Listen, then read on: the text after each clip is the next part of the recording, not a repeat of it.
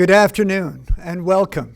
My name is Michael Morris, and I'm the Executive Director of the National Disability Institute. I'm pleased to see so many of us have come together here to talk about what I think is one of the most important pieces of legislation impacting people with disabilities that we've seen since the passage 25 years ago of the Americans with Disabilities Act. You're here both in this room, and there are hundreds of people joining with us from across the country. This is the second of a three-part series. National Disability Institute has teamed up with ServiceSource and here at the National Capital Area Disability Resource Center to both celebrate and also reflect on where we are as a country that 25 years ago, with the passage of the ADA, first began to really encompass our values in legislation and really say that people with disabilities are full citizens, should be protected against discrimination, should have a right to equal opportunity in the classroom, in the workplace, in communities at large. ServiceSource and National Disability Institute welcome you to this three-part series of collaboration, celebration, and innovation, the Americans with Disabilities Act at 25. We have a tremendous panel that we have put together to talk about the ABLE Act and what it means for people with disabilities across this country. But before we get going and before I introduce our panelists, I'm very pleased and proud to be able to introduce to you a special guest. Joining us today is Delegate Eileen Filler-Corn. She is the member of the Virginia House of Delegates from right here in Fairfax County. Eileen championed the Virginia state legislation that made Virginia the first state in the country to pass ABLE Act legislation that followed our federal law, which was signed into law last December 19th by President Obama. Virginia was really the birthplace of ABLE, Achieving a Better Life Experience. Stephen Beck, at his table in his kitchen with other families, many years ago sat down and thought about what can we do to change the quality of life for our sons, for our daughters, and other families. The result was the first draft of the ABLE Act. It took over 8 years, persistence by families across the country, talking with their members of Congress, convincing them of the importance of ABLE, till we got finally the bipartisan support we needed and passage last year and signing into law by President Obama. Across this country, since January, that experience has been taking place over and over again. But the first state, and it's so appropriate because this is the state where ABLE was originated, Virginia became the first state to move their enabling legislation through, and it was signed into law earlier this spring. On behalf of all of us and Virginians with disabilities, their families, and friends, please join me in welcoming Delegate Eileen Filler-Corn and thanking her for helping make the ABLE Act a reality in the state of Virginia. Eileen?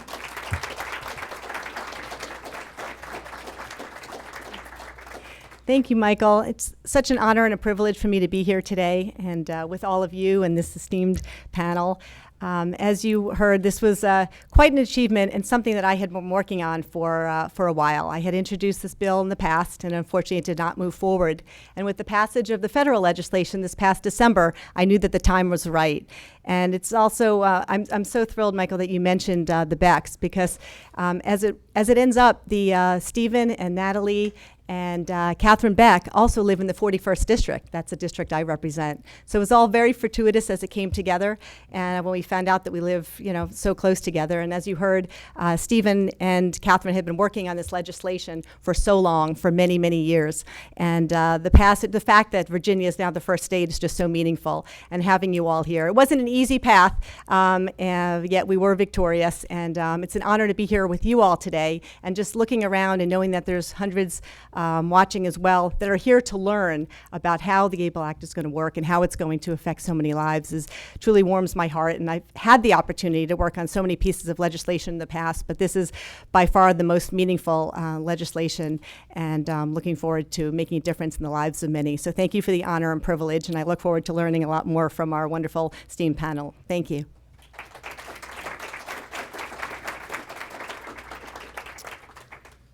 Thank you. Again, today, this afternoon, over the next 2 hours, you're going to learn a lot about ABLE.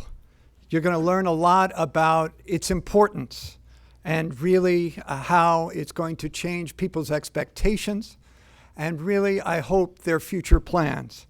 Whether you're a person with a disability, you're a parent raising a child with a disability, a family member, an employer, a policymaker, a service provider, ABLE is going to change the way people have opportunity in this country.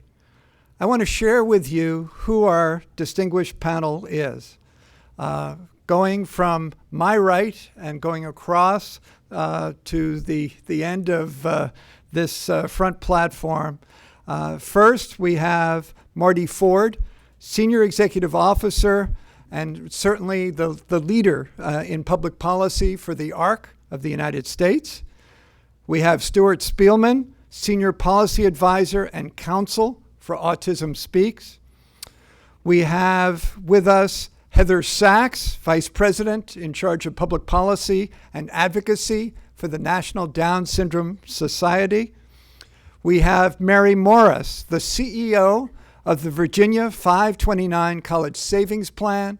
And again, as we said, Virginia was the first state to pass ABLE legislation to move forward what was the intent of Congress. I think Virginia will also be the first state to offer people in this country the opportunity to have ABLE accounts. And then next to Mary, a very important person to all of us, Kathy Hughes, Attorney Advisor, Office of Tax Legislative Counsel, Office of Tax Policy, the Department of the Treasury. Kathy has been leading the team of folks from the IRS and Treasury that led to the publishing of proposed rules and continues to work on helping provide us guidance in bringing ABLE from promise to reality across this country.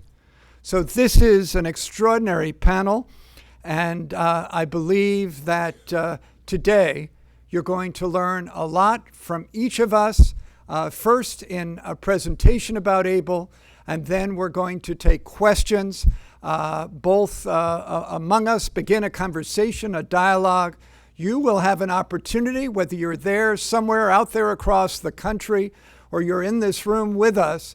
If you're in the room, you have the ability to write a question on a card.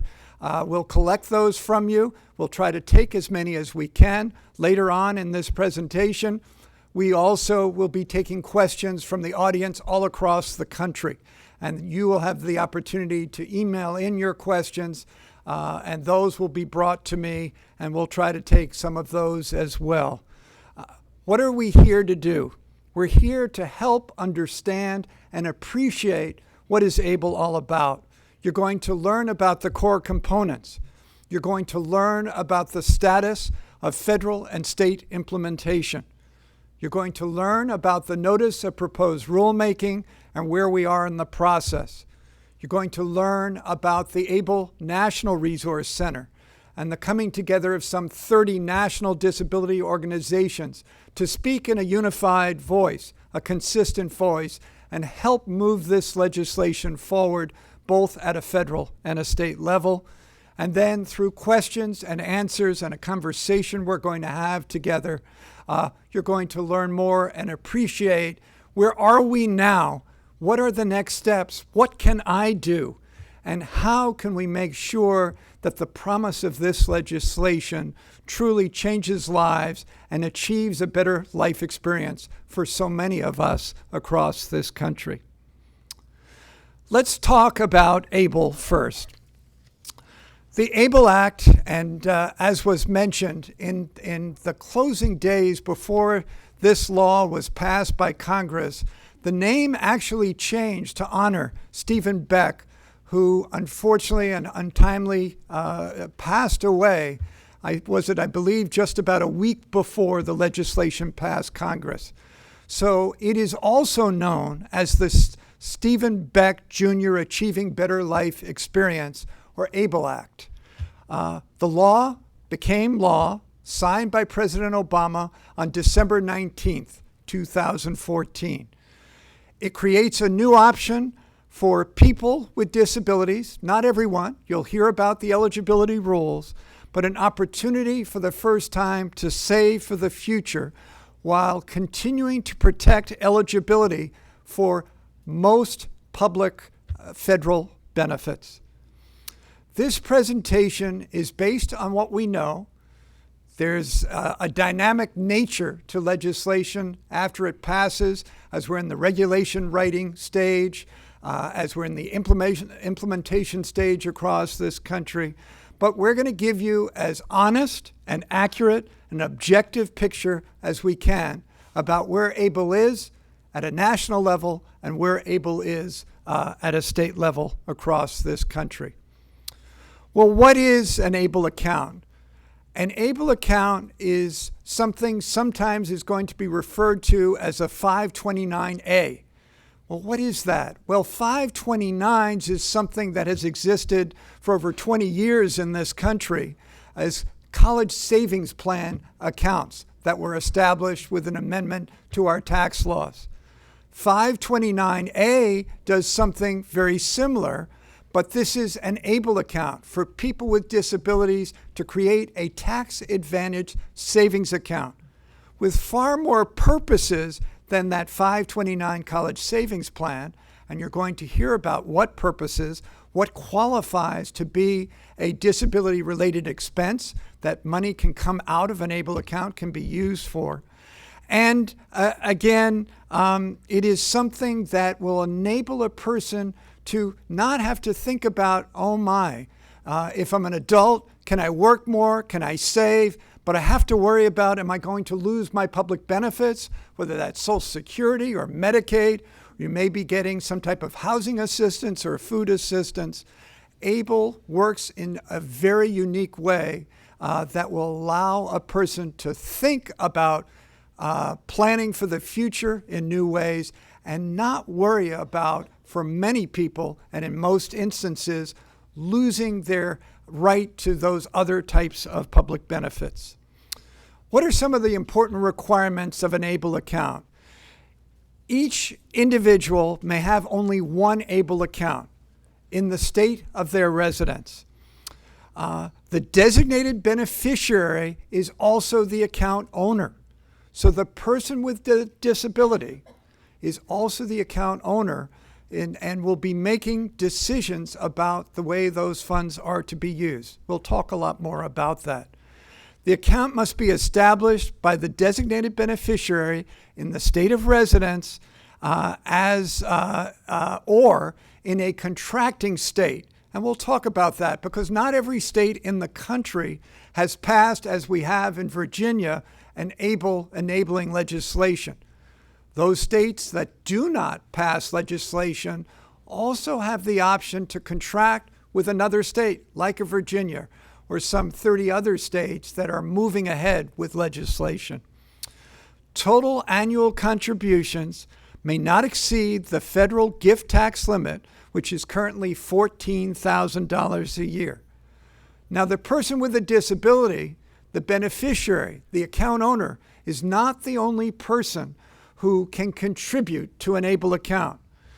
Others, family members, friends, employers, virtually anyone could contribute to an individual's ABLE account, but the combined total of contributions in any given year can't be more than $14,000. The aggregate contributions must not exceed a state limit that was set up under 529 college savings plan accounts. And in most states, that's somewhere between about $200,000 and some states upward to around $350,000. Most people will never get there, but that is another limitation. Who is eligible to be an ABLE account beneficiary? I'm going to turn this over to Marty Ford with the ARC to pick up on that point. Thank you, Michael. There are two requirements for being eligible to be an ABLE account beneficiary. First, there's an age requirement. You must be disabled before the age of 26. Secondly, there is a requirement that you have a disability that reaches a certain level of severity. And there are two ways to meet that level of severity. The first is to have been determined to be eligible for disability benefits under the Social Security Disability Program or the Supplemental Security Income Program, or SSI, and that level of disability is the same for both of those programs. The other way to meet that test is to submit a disability certification, which includes a physician's diagnosis and a physician's signature that you meet certain criteria, which is essentially the same as the level of severity that Social Security is looking at in a certain part of its test for looking at disability. So you're looking at roughly the equivalent level of disability as the Social Security disability test. So those are the two tests for disability eligibility. What may funds from an ABLE account be used for? Distributions from the statute, it indicates that distributions from an ABLE account may be used for qualified disability expenses that are related to the individual's disability or blindness and that are made for his or her benefit. And then it has a list, and that list says, including education, housing, transportation, employment training and support, assistive technology and personal support services, health, prevention and wellness, financial management and administrative services, legal fees, expenses for oversight and monitoring, basic living expenses. Actually, that came from the Notice of Proposed Rulemaking. Funeral and burial expenses, and any other expenses approved by the Secretary of the Treasury under regulations consistent with the purpose of the program, and that's actually where the basic living expenses came from. It's important to note that expenditures for non-qualified expenditures, things that don't really fit into that, could be penalized. For tax purposes, there will be a penalty, but also for people who are on the SSI program, there could be potential ramifications if you spend money from the account and they aren't deemed to be distributions that are proper, then you may have problems with those things being deemed excess resources. So this is a really important part of the program that needs to be understood. How do ABLE account assets impact eligibility for federal benefits? In general, ABLE assets will be disregarded or receive favorable treatment when deciding whether a person is eligible for most federal means-tested benefits. There are some very specific rules that are in the statute or in the law for the SSI program and the Medicaid program, and I'll just point them out right here. For the SSI program, only the first $100,000 in an ABLE account will be disregarded. And that sounds, I said only the first $100,000, but that's pretty significant considering that an individual in the SSI program has, up until this point, only been able to have $2,000 in the bank. to be disregarded. So that's a very, very significant change in the law. But once a person reaches $100,000 in an ABLE account, SSI payments will be suspended, but the SSI eligibility will not be terminated. So if your ABLE account amount drops below that $100,000, your SSI cash payments will start up again. You don't have to reapply for the program. That's the way it's designed to work. However, there is language in the statute that says that funds over $100,000 in that account will be treated as a resource. And that does raise questions about how that will work and what that will mean for your SSI eligibility. So that's an area that we still need to understand when the Social Security Administration develops its regulations. There's also a provision that says that housing expenses are intended to receive the same treatment as all housing costs paid by outside sources for people who are on SSI.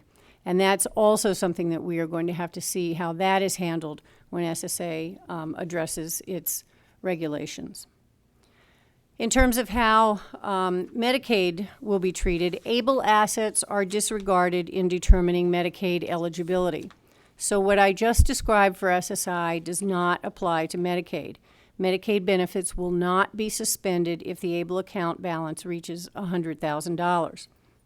However, there is a different aspect to the program that does affect Medicaid, and this is what's known as the Medicaid Payback.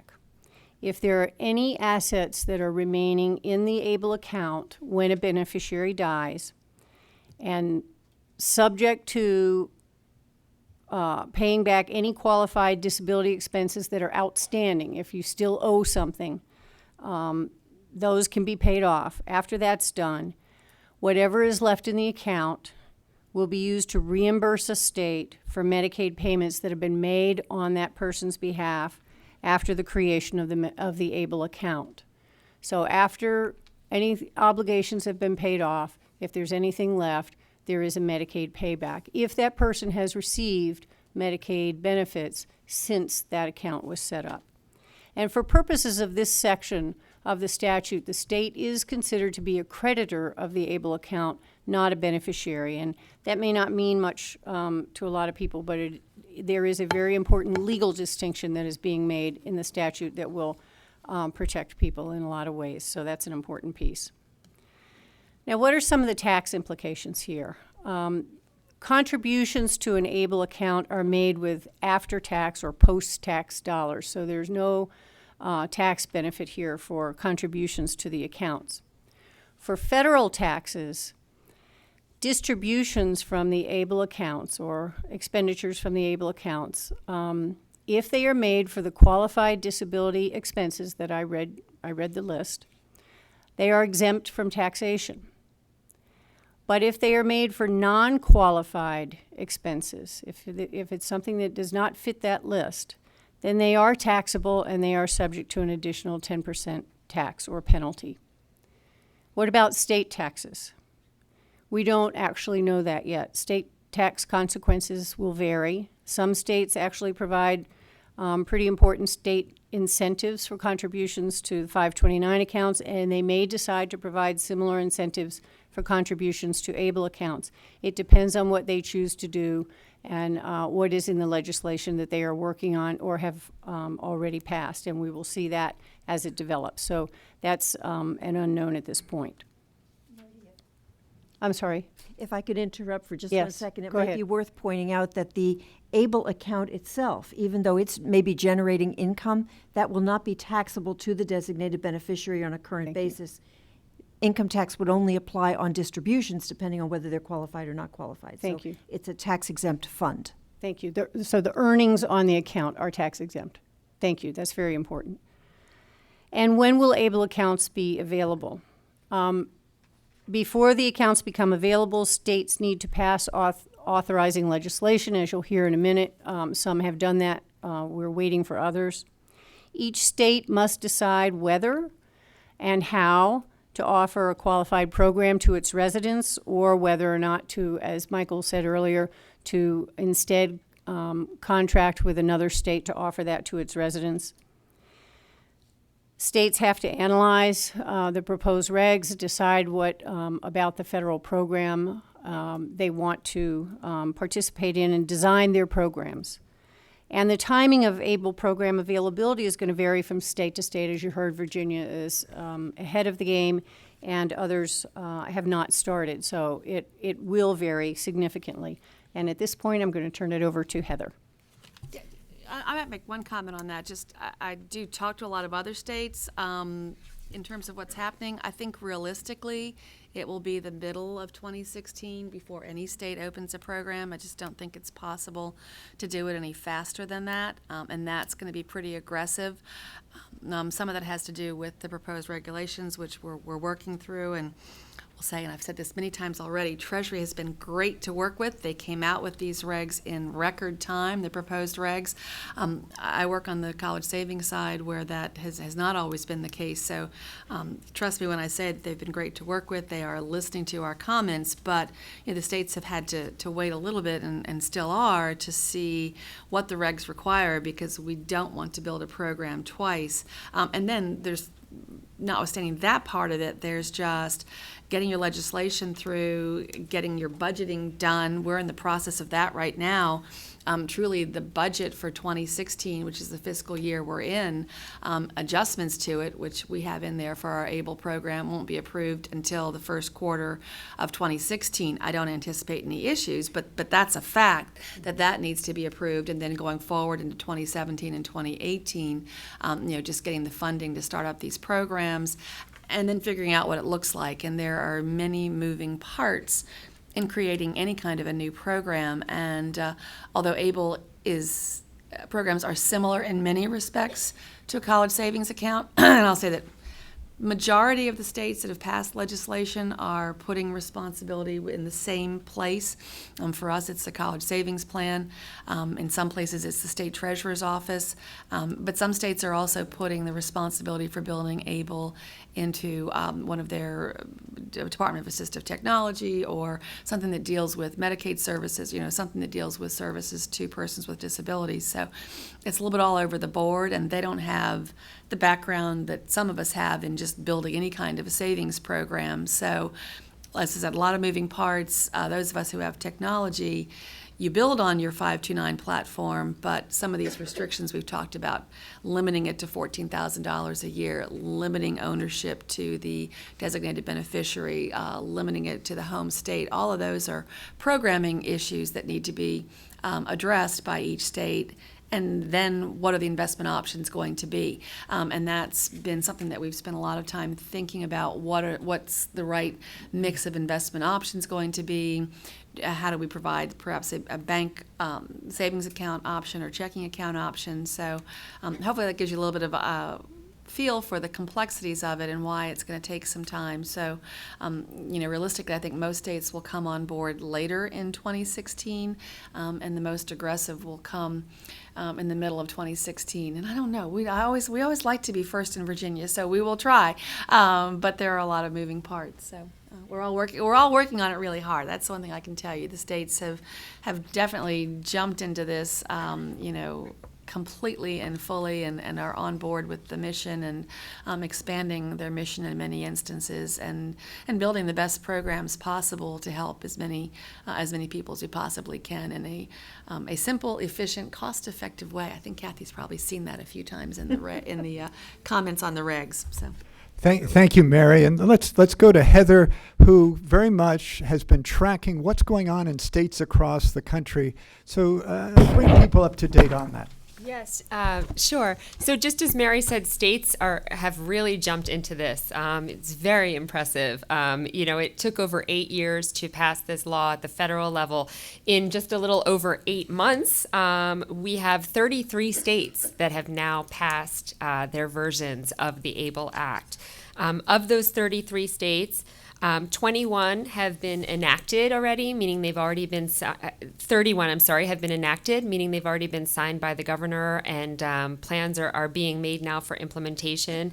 And of those 31 which have been enacted, 29 states are actually working on the nuts and bolts of program design as we speak. 2 of the states had taken more of the task force route, and they've brought stakeholders to the table, and they're discussing plans to design their program. Many of these states are still in the setup phase at varying degrees. Virginia is, definitely one of the leaders in this. And we'd also like to express our appreciation to the College Savings Plan Network. I mean, they've just been so forthcoming with information and collaborating with the disability community as well, sharing information among all of the states, not just the states that are running their ABLE programs through the Treasurer's Office and 529 plans, but with all of the states trying to set up ABLE programs, even through different departments. So we really appreciate those efforts. As I said, there are varying degrees of these setup phases. Quite a few states now have actually drafted RFPs. States are allowed to contract out various aspects of the program to third parties, as is the case with regular 529 accounts. So some states are even, far enough along where they've drafted these, and they're seeking, third-party administrators as well. So stay tuned for that. If you want a specific list of states that have already passed bills with links to the bills, you can actually look on the NDSS website, and that's www.ndss.org/stateable, STATEABLE. And we try to keep that very up to date, and you can actually see the specific bills. Of those states that have not yet enacted, there are actually 20 states that are still out there. And this would be the next slide, Michael, when you get a chance. So here's a list of states that have not enacted. Now, the ones that are in red, as you'll see, do have pending legislation. And we are optimistic that most, if not all, of these bills will pass. And then hopefully we'll be able to put those states in the passed category. And that's about 10 of them still have bills going through. The other states were waiting for various reasons. Most of them had just decided to wait until the proposed regulations came out, which they are out now. And I happen to know, looking at that list, that most of those states are actively working on plans for an ABLE program. They just haven't brought the bill yet due to the timing of the legislative session. So most of these states have already put work groups together with various stakeholders from the disability community, the financial sector, the state government entity that's going to be running the program. Most of them already have their lead legislators identified, and so they're just ramping up for the next legislative session to begin. Most of them will begin in January, and then we expect to see bills from all of those states. And, we will do our best to work with those states to get the bills passed as quickly as possible, to make sure that they're in compliance with the federal legislation. And I suspect that they'll have a much easier path now that there's such a great level of precedence from all of the other states. Michael? Thank you, Heather. Let's sort of look at where we are now. And as been mentioned several times already, law passes, signed by the president last year. Next stage is regulation writing to help interpret congressional intent. Treasury and IRS work together. On June 19th, as Mary mentioned, the Treasury and IRS met the 6-month deadline. And they published in the Federal Register what's called Notice of Proposed Rulemaking that lays out all facets of how should states establish ABLE account programs. The regulations lay out the roles of states and program administrators, how to develop and maintain an ABLE program. It gives additional clarification to different parts of the law regarding who is eligible, regarding qualified disability expenses, regarding really almost every critical element of what is about ABLE accounts and running ABLE programs at a state level. There was a 90-day comment period, and that comment period is over. We were talking with Kathy just before we started this presentation, and there were significant comments that came in to Treasury and the IRS. They now have the challenge of reviewing every single one of those and really helping inform future decisions, because after proposed rules, then someday there would be final regulations that are issued. There is another step, and that step is on October 14th, about 2 weeks away. There is a public hearing, and people had the opportunity across the country to sign up to say they wanted to testify at that hearing. Each of the panelists representing multiple national disability organizations will be there. I'm sure they'll be testifying. Again, it's an opportunity to further help Treasury and the IRS and all of us understand, well, maybe this particular section, maybe it's regarding the distribution of expenses, maybe it's about recertification of eligibility for someone who has opened an ABLE account. Gives us an opportunity to speak about seeking further clarification. And I think one of the things you should take away from today, this has been an unusual exercise so far. As someone who's worked around government for over 30 years, there has been a great deal of collaboration and openness of communication. Treasury and the IRS have been talking regularly to the national disability community, as well as talking to state treasurers and the College Plan Savings Network. So we're all trying to get there, but as was just mentioned, this is not a simple law to operationalize, but it's a law with profound potential impact, and we will be sharing more of that with you. Major areas of the proposed rulemaking: who can establish an account? Who has signature authority? This whole issue of, well, if you're deemed eligible, and Marty had talked about the two ways you could be eligible. You could be an existing Social Security beneficiary with age of onset of disability below age 26, or you could have certification without being a Social Security beneficiary through a letter of certification from a licensed physician, citing the two things that you have significant disability, and second, that the age of onset was before age 26. But what about recertification? Some people may have a certain level of disability, but then in later years may not. Others, that level of disability is lifetime. And so there's some guidance about that. There's guidance about transfers, rollovers, residency requirements, contributions, distributions. And then there was a new wrinkle in the regulations, offering guidance to states that there is an entity, a group of institutions out there called Community Development Financial Institutions, also known by the acronym CDFIs. And the regs offered to states that CDFIs may be someone you want to contract with to help you to manage and administer an ABLE program. We'll talk in a little bit more about who is and what is a CDFI. Establishing an account and signature authority. Let me turn next to Stuart Spielman with Autism Speaks to take the next couple of slides. Thanks, Michael.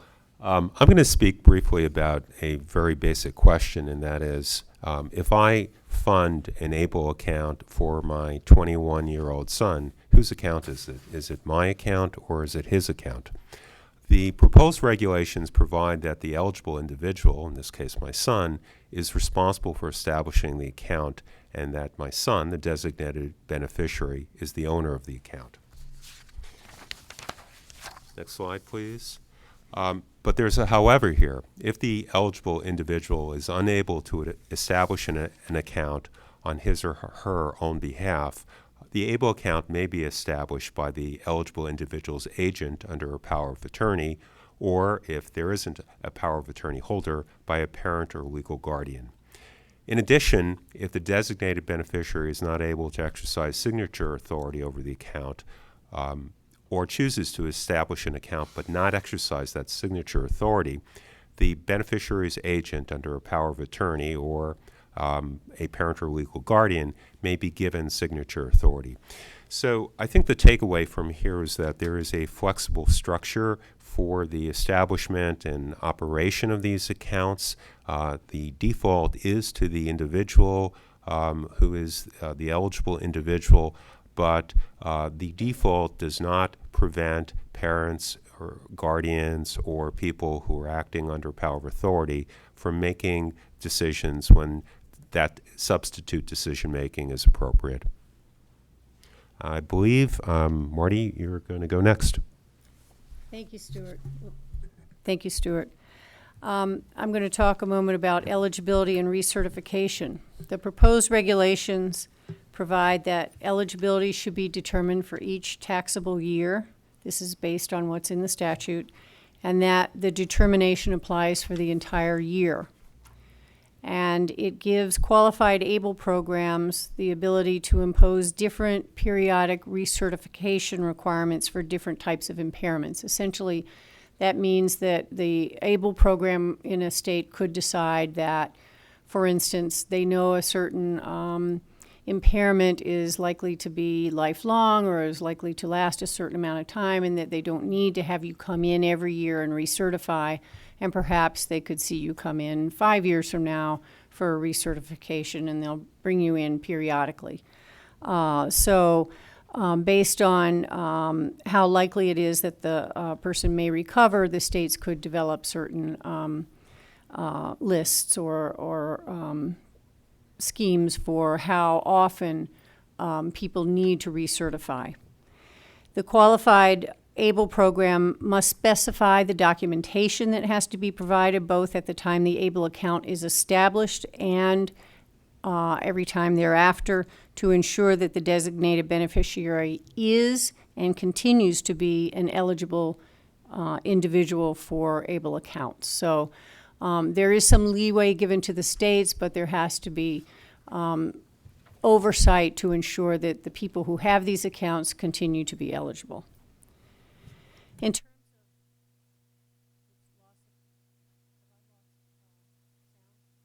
Okay, sorry. Loss of qualification as an eligible beneficiary. This is a provision that is in the NPRM. I happen to think it's a very good provision and allows for preservation of the account for those individuals who have disabilities that may be intermittent. Someone may have a condition that periodically ebbs and flows. You may have a cancer that may be in remission for a period of time but reoccurs.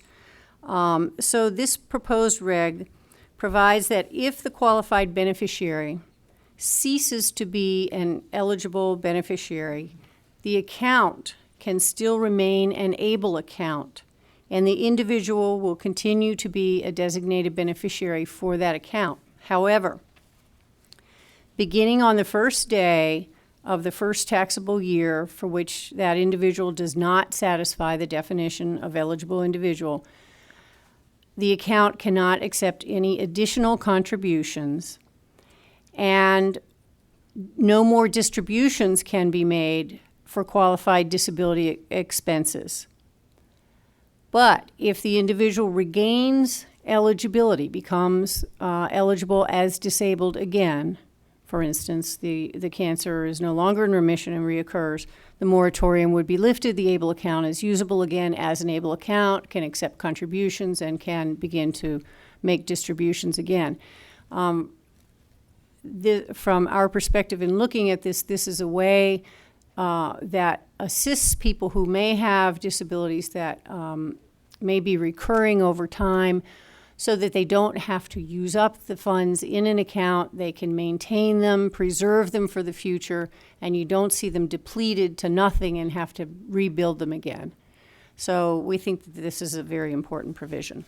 And I will now pass this back to Stuart. Thank you. Thanks, Marty. I'm going to talk about some nuts and bolts matters. So one of the issues that will come up, particularly in an area like this, is what if I cross the border?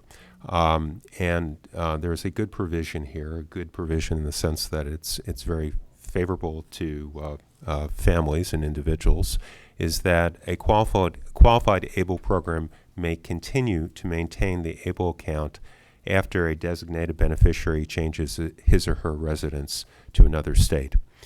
Another issue that has come up is what if I have a 529 account, a college savings account?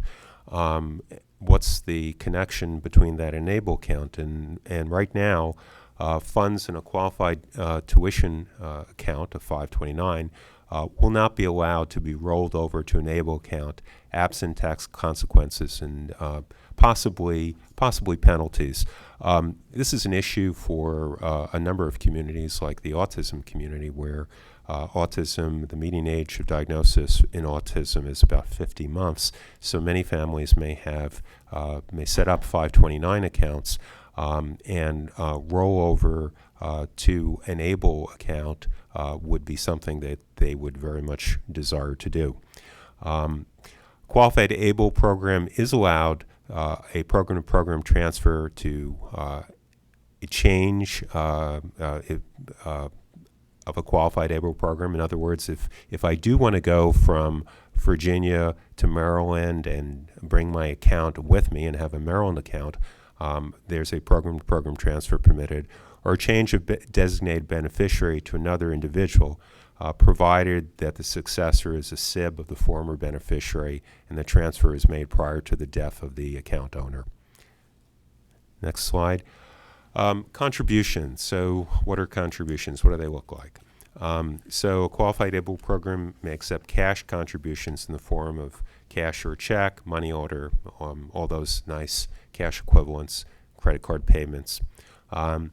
Now, the total amount of contributions annually to an ABLE account, other than amounts in the rollover or program-to-program transfer, can't exceed the individual gift tax exclusion for the calendar year, which is $14,000, as Michael mentioned. A qualified ABLE program must provide adequate safeguards to ensure that total contributions to the ABLE account do not exceed the state's limit for aggregate contributions under its qualified tuition program. And this is something I'm sure Mary is thinking about, and how to come up with systems so that you do not exceed. This is the only easy part of the whole program, actually, because we already have that. Okay, so the 529 side, you have a system in place that Yes. prevents that from. I was just thinking to myself, this contributions page is the one easy part. All three of those, we can do that. Yeah, and I think this illustrates, actually, this has been mentioned before, how we actually, even though we're all very different, Heather, Marty, and I are from disability organizations, and Catherine and Mary are from not from disability organizations, 529, Treasury, but we all actually have been talking a lot and trying to figure out how to resolve what can be fairly complex legal and technical issues. Oh, and one of those issues does relate to the contributions, because if you notice, both 529 and 529A limit the total contributions to the total contribution limit in the 529 program, as you just said. Both the 529 proposed regs that have never been finalized and the proposed regs under 529A adopt a safe harbor that says you will be deemed to have met that requirement if you provide that the total contributions cannot exceed, if your contributions have to stop when the account balance hits that mark. There's a difference between those two interpretations. If it's a $200,000 lifetime limit on contributions and you spend it all, if you're basing it on total contributions, you're out of an ABLE account. You can't recreate it. But limiting it to a cap in the account value means you can replenish it once either the value has decreased or it's been spent. Right. So we've got a safe harbor in the regs that would allow for that. Right. So I think the safe harbor reflects the concern that all of us are mindful of, and that is we do want to, first of all, do no harm, and we do not want to create situations where individuals with disabilities find that they've lost a benefit that they've been relying on for years. That I think that this is something we talk about a great deal, and it's something we are working very hard to prevent from occurring. So let me talk a little bit more about contributions and contributions in excess of the annual gift tax exclusion, the $14,000 limit, must be returned, including net income attributable to the excess contributions. Qualified ABLE program must return contributions along with net income that cause an ABLE account to exceed the aggregate state limit, the QTP, Qualified Tuition Program limit, which is applicable to ABLE accounts, that 529 amount, which is a pretty high amount, in the often in the several hundreds of $1,000s. If an excess contribution or excess aggregate contribution is returned to a contributor, the program must notify the designated beneficiary of such return at the time of the return. Another issue that I personally have to worry less about than other people on this panel, but one of the things that we are concerned with, making sure that works out properly. In order to avoid penalties and tax consequences, the funds must be returned on a last in, first out basis, and no later than the due date of the beneficiary's tax return for the year in which contribution was made. This is obviously pretty technical stuff, but how do you deal with these situations where they could happen through different means? That a couple of different people might be making contributions to an account, and you could have potentially an issue. It may not be a common issue given the limits here, but it would be a problem, and we have to figure out solutions. Yeah, if I may say, this is something that we've had some conversations with Treasury about, because there is something in the regs that would require collecting a taxpayer identification number for everyone who contributes to an account, and we think that could have a chilling effect on multiple family members making contributions to accounts. And so we've been in discussions with Treasury on that, and I hope to convince them that this is, again, an area that I'm not as concerned about, because I know we have experience with this. So I think every program has systems in place on the aggregate contribution amount, and it's a very similar kind of a programming thing to do the same thing for the annual contribution limit, to really just prevent it. Anything that would cause a contribution or the amounts to exceed what they're supposed to, that's going to be put into suspense. So there really should be a stop on that. That's a programming challenge for us at the state level. So it's something that folks shouldn't have to worry about too much, we hope. I think that one's a really fairly simple fix, so it doesn't get too complicated. We don't want to have to be figuring out those the net income or losses or whatever else if you prevent the money from going into the account in the first place and return it.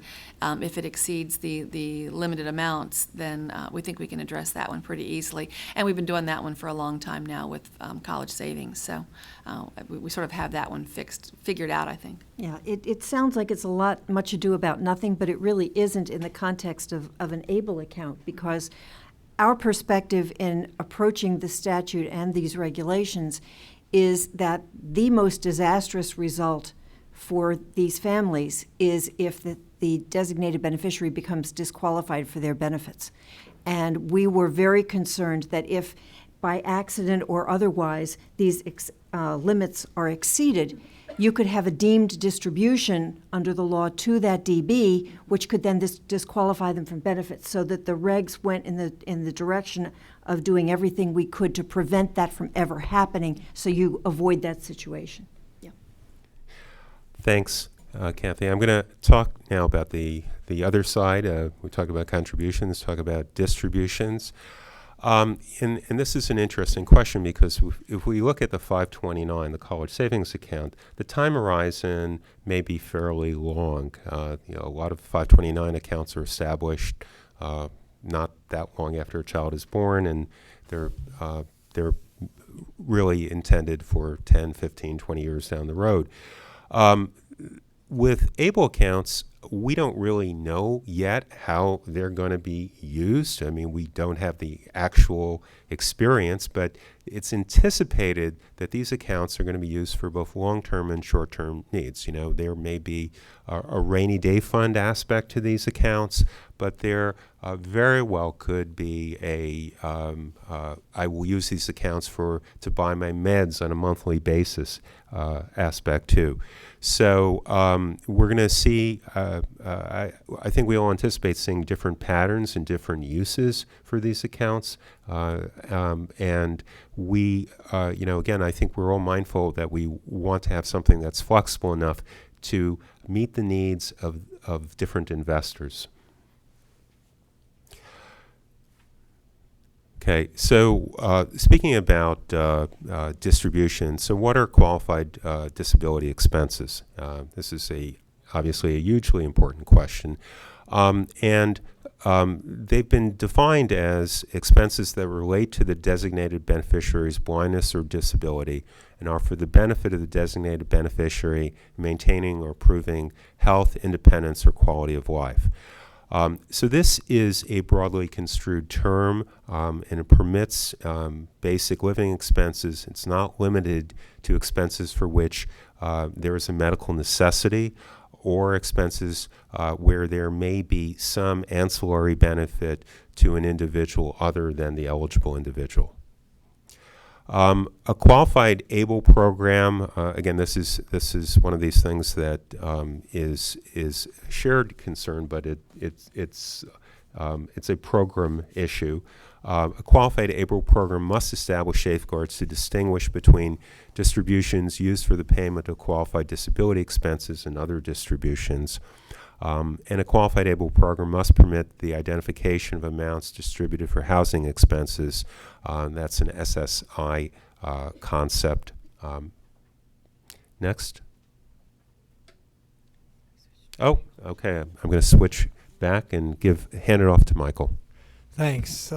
I mentioned earlier that in the proposed rules, although this was not in the statute, Treasury and IRS offered to states the option of looking to another entity to maybe help manage the operation of an ABLE account program at a state level.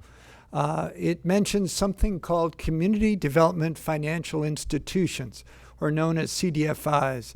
There are hundreds of CDFIs across the country. There are CDFIs that are independent nonprofit organizations. There are CDFIs that are for-profit. There are CDFIs that are credit unions.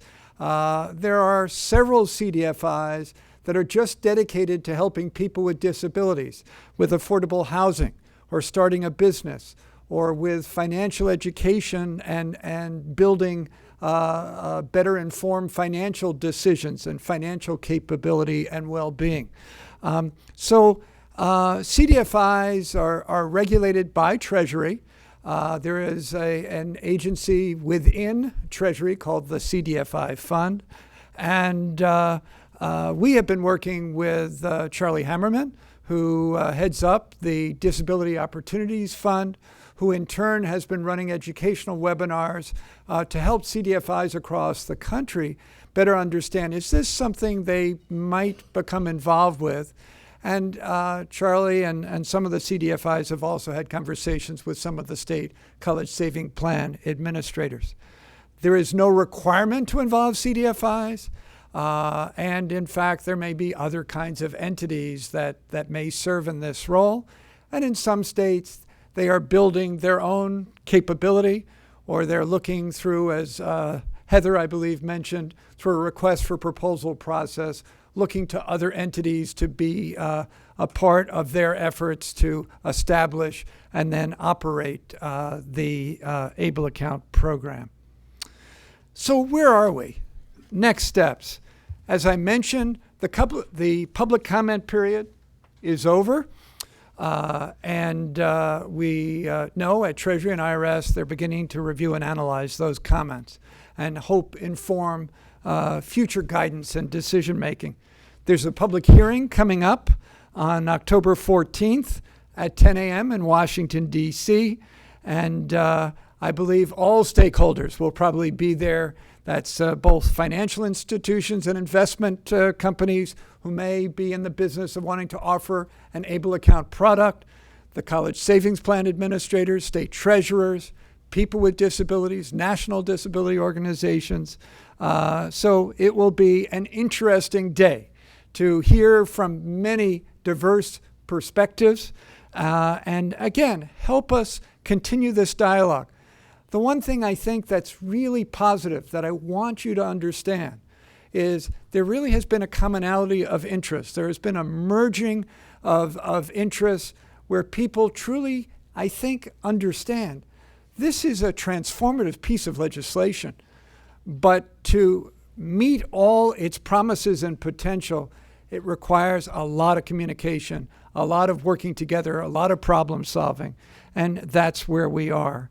You will be able to see any comments that people have submitted to Treasury and IRS at their website, and we do expect there probably will be also coverage post the hearing in some way.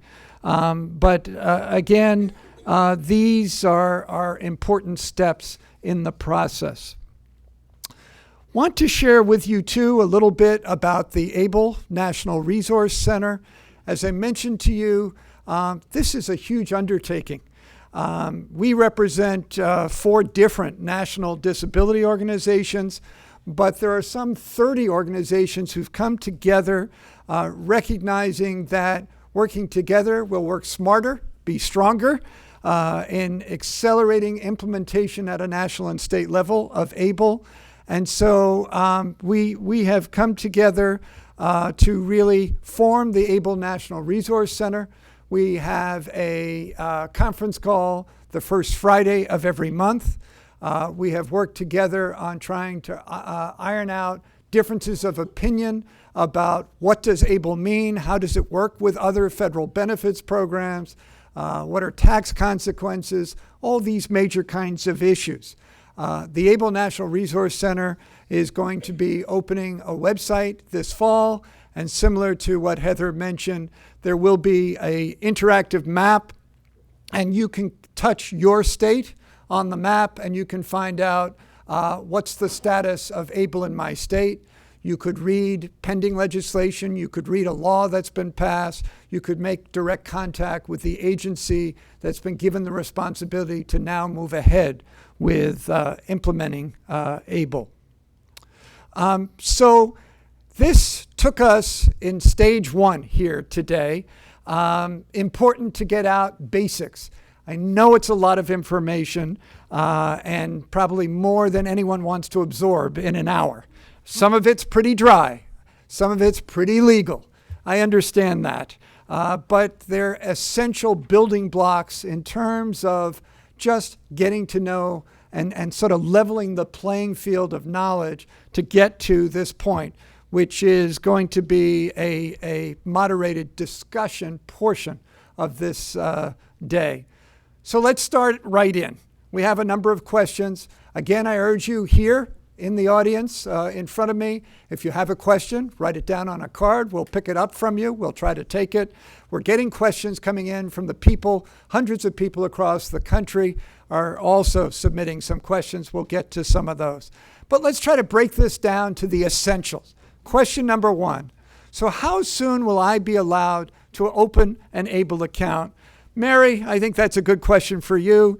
You are working on opening ABLE accounts for Virginians, but what's the answer to that? We are. As I said, I think earlier, middle of 2016 will be the earliest. I just don't see any opening before that, and that's going to be aggressive. I was talking to my counterpart in Massachusetts just the other day.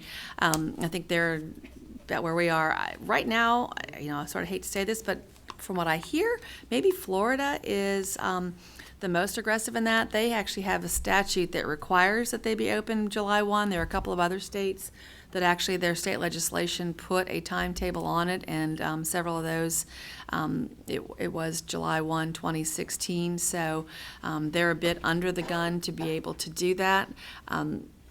So specifically, we did not have that in our legislation because when we were going through it, didn't really have any idea what was going to be realistic or how things were going to go forward, or when if we would have the regs and how that would work. So we don't have that mandate, but we will do it as soon as we possibly can. I think that's all I can really say is that every state wants to do it as quickly as possible. But I know some states are looking at a consortium, can they do it together? That's one of the things I think to think about.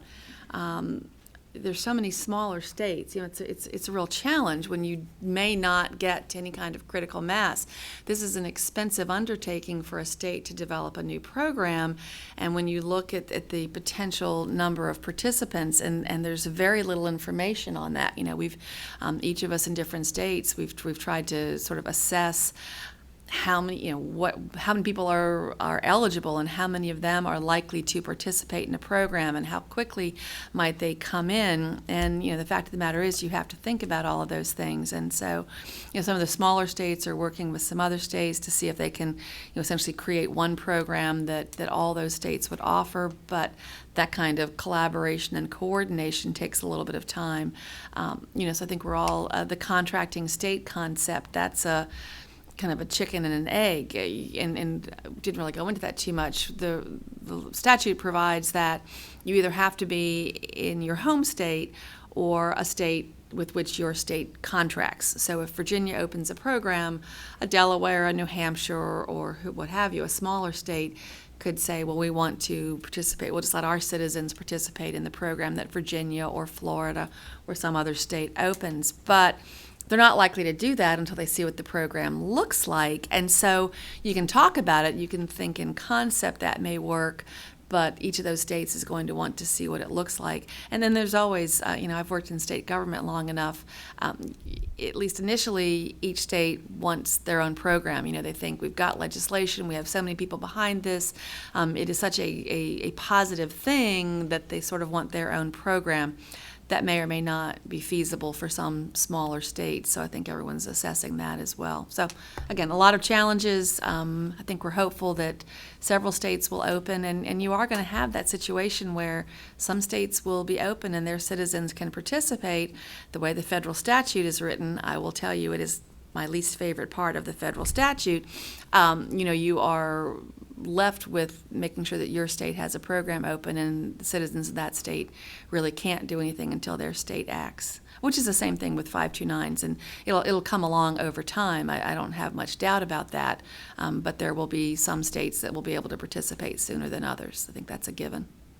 Thanks, Mary. Question number 2, I think you've answered multiple parts of it. States are at different phases of development, and in terms of the question being asked, well, I want an open Enable account. We get a lot of emails coming into our office, as do the other organizations that are represented on this panel. And right now, there is nowhere you can go. It's important for people to understand there is no Able account program open in any state in the country.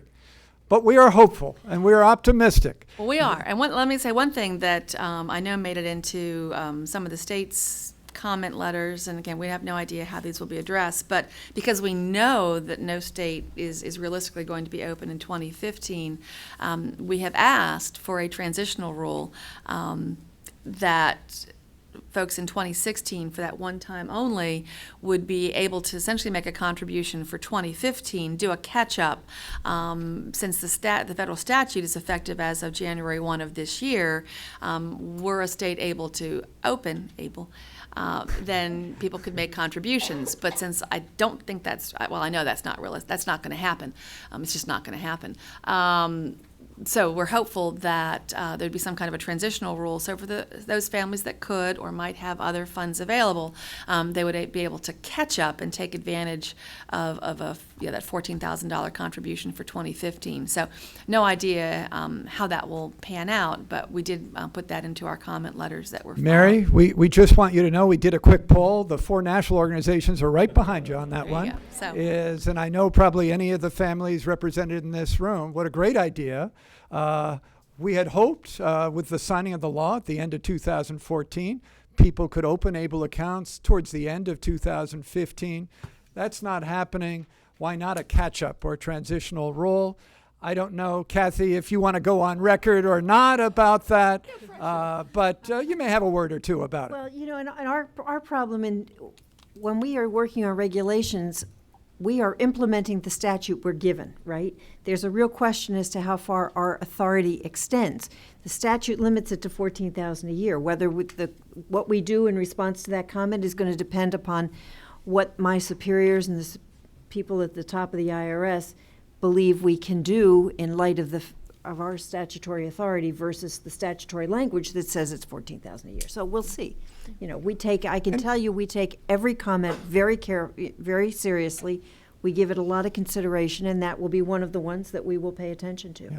Heather, you wanted to say a word about this. Yeah, I just wanted to add that when these accounts do start to become available, there's going to be a very large information push to get this info out there to the people that are actually going to be opening the accounts. I know that the disability organizations are going to be contacting this, pushing out our information. The National ABLE Resource Center will be a great place to go, and then also the administrators are going to be pushing the information out, because as soon as they're available, they want people to start opening these accounts.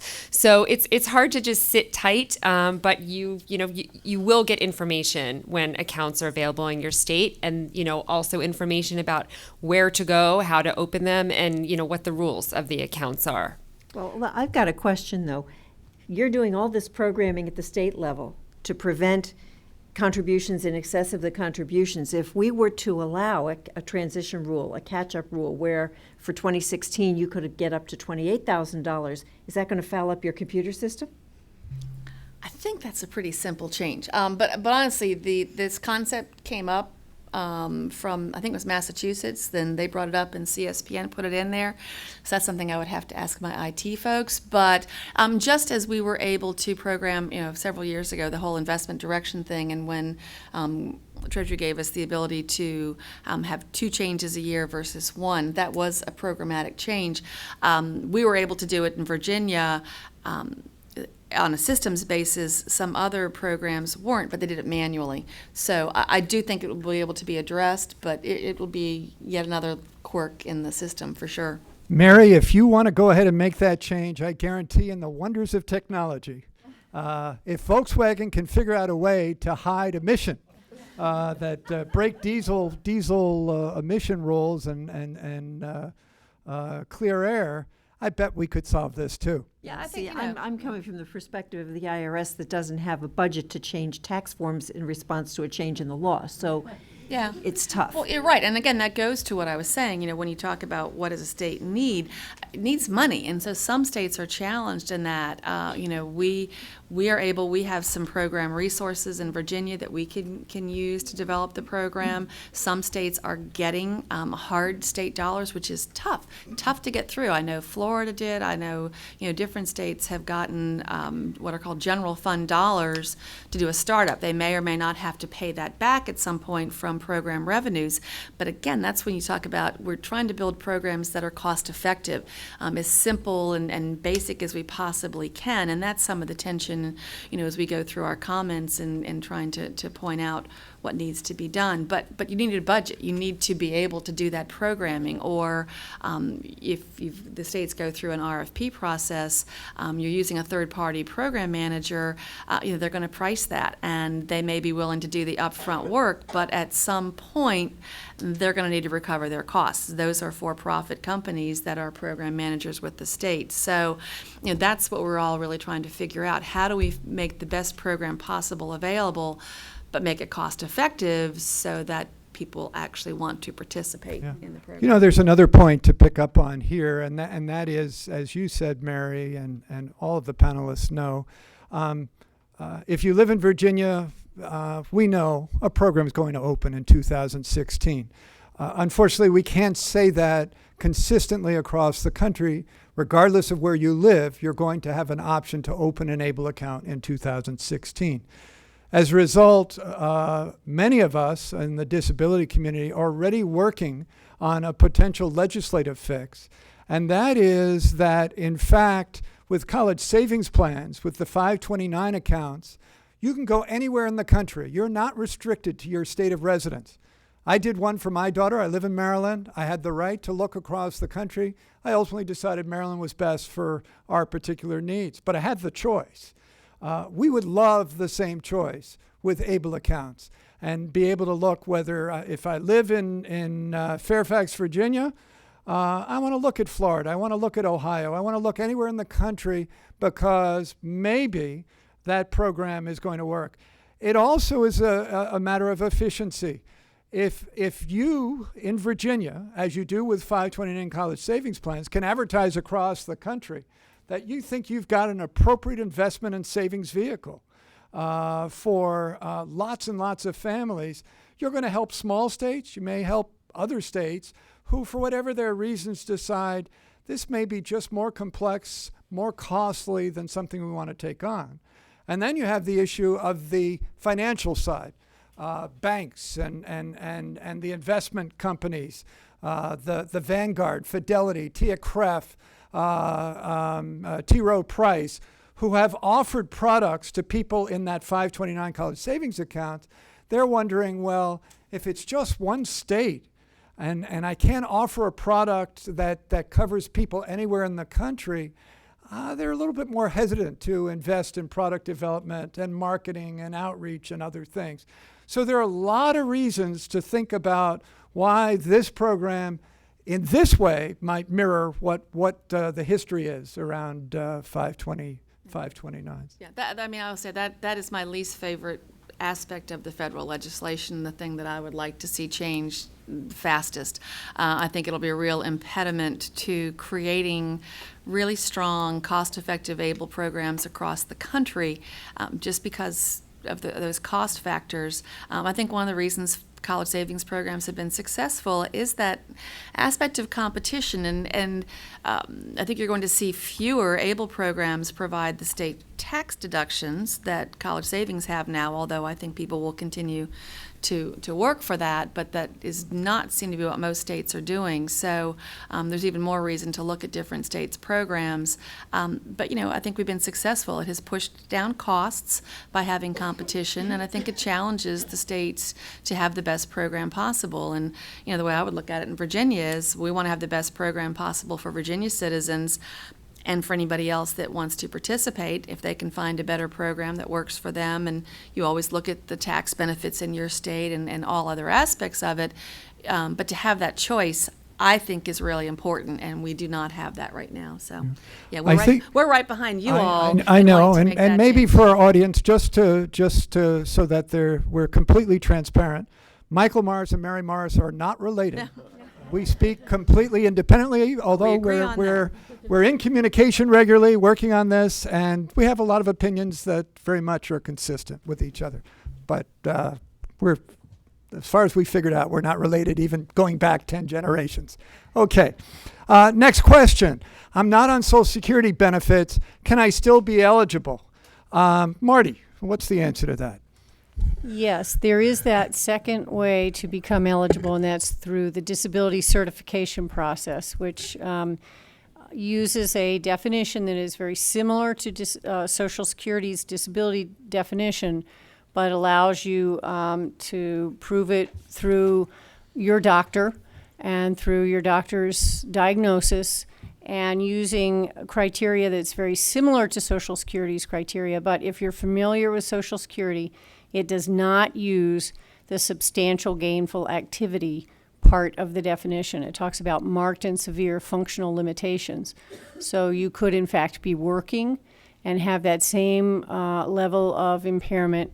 If you're familiar, again, with Social Security's definition, and you meet the listings level of impairment, or you have that functional level of impairment that meets the listings, that's essentially the level of impairment that we're talking about. So you use that disability certification through a doctor's assertion that you meet that criteria, and the doctor's signature and diagnosis. The next question, again, about eligibility is, I'm over age 26. I understand that you have to have onset of disability age 26 or younger, but am I still eligible to open an ABLE account even though I'm over age 26? Heather, what's the answer to that? Short answer, yes. So long as as Michael said, the onset of the disability occurred prior to age 26. And question number 5, will I have to prove continued eligibility for ABLE? Stuart? Yes, the answer to that is you will, and there is a recertification process that's spelled out in the regulations. Okay. Question number 6, what happens to an SSI beneficiary whose ABLE account assets increase beyond $100,000? Maybe Marty, you take that? Okay, the person who is using SSI will still remain eligible for SSI, but their cash benefit will stop when their account reaches $100,000. And I think one thing to point out about what the Notice of Proposed Rulemaking did when it added in the basic living expenses, this is an important tie-in to SSI, is that if your account reaches $100,000 and your cash benefit stops, none of the original list had anything on there like food or basic living expenses, but the IRS did include it in the list. It was not in the statutory list, but it's in the Notice of Proposed Rulemaking list. So we were really happy to see that, because if you don't get your cash benefit and you have all your money tied up in the account, you need some way to pay for your daily living expenses if you're no longer getting a cash benefit. So we think that's a really important aspect of the proposed reg. One little wrinkle that got put into the law, and we're not exactly sure how this is going to work until we see what happens through the Social Security Administration, is that anything over $100,000 is going to count as resources. Now, when that happens, you normally have $2,000 in resources that you can have. So I would say over $102,000 is going to trigger an issue, and we don't know what that's going to mean. So it's going to be very, very important that people know when they're getting close to that $100,000 trigger for SSI resource limits. Now, it's better than being worried about your $2,000 SSI resource limit right now, but it will be important for people to be able to know when they're getting close and to be able to keep track of that so that they can make a decision about whether they can live without that or whether they need to be more careful or do, make some decisions. So that's an important thing. Thank you. Next question is, who can contribute to an ABLE account? Heather? Boy, you're giving me the easy ones, Michael. The answer is anyone. Anyone can contribute. Friends, family members, the individual themselves can contribute to the ABLE account. Okay. There is one quirk with that, though. The reg does say that if, for example, the parent of the disabled individual has their employer make a contribution to that child's ABLE account, under the income tax rules, that is compensation income to that parent. Nothing in the ABLE account changes that. Okay? Interesting. So it's not, the ABLE statute is not going to overcome the usual income tax implications. Okay. Next question is, we've heard a lot about concerns about the Medicaid payback. Marty, I'm going to turn to you. Can you explain how Medicaid payback will work regarding an ABLE account? Okay. First of all, the Medicaid payback only occurs when the person dies, and it only applies to what's left in the account. So, and it will apply to what's left in the account after the other obligations are paid. So if the person has incurred some other obligations for these qualified disability expenses, those are to be paid first. And if the person has received Medicaid since their ABLE account was established, then there could be a Medicaid payback if the state asks for a payback from the account before any other beneficiaries like family members could be paid. And there's one thing here, again, that I want to point out about SSI, and this is an important thing that any of you who know about the SSI program and the trust is that you can't, in this situation under the trusts, pay for funeral and burial expenses for people on SSI. But in fact, funeral and burial expenses were included in the statute and also, of course, in the notice of proposed rulemaking. So we expect that the funeral and burial expenses should be able to be paid, and we're hoping to get clarification on that through the rulemaking process, but that we hope that funeral and burial expenses will be some of those expenses that can be paid before the Medicaid expenses are paid as part of the Medicaid payback. And that's essentially how it would work. Whatever is left over, if you've received Medicaid services from the state, other expenses would be paid off, and then Medicaid would step in. Next question I think I'll send to Mary. And what's perceived as the large obstacles for some states to be able to get up and running and offering their ABLE program? I don't know. Cost. Cost, complexity.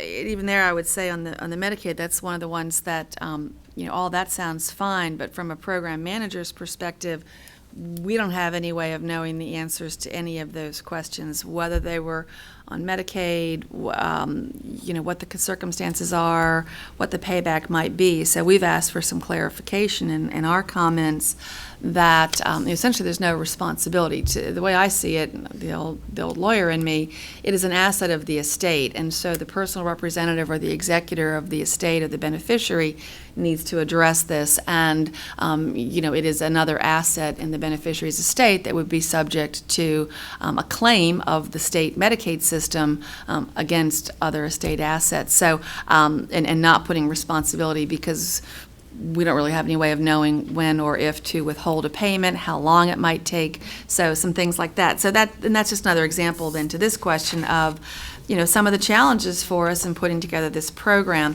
We have to try to think of all of the possibilities and as much as possible address them. So, you've got, in terms of the regs, the perceived obstacles are some of these documentation requirements.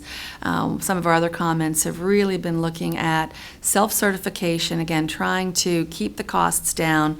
Not have the states receive documentation, even on the recertification. I think there's a safe harbor in there, as I recall, so that there wouldn't be an affirmative recertification, but a responsibility on the designated beneficiary to inform the program when they are not eligible, such that the contributions wouldn't be received, nor the distributions. The distributions can be made, they're just non-qualified distributions.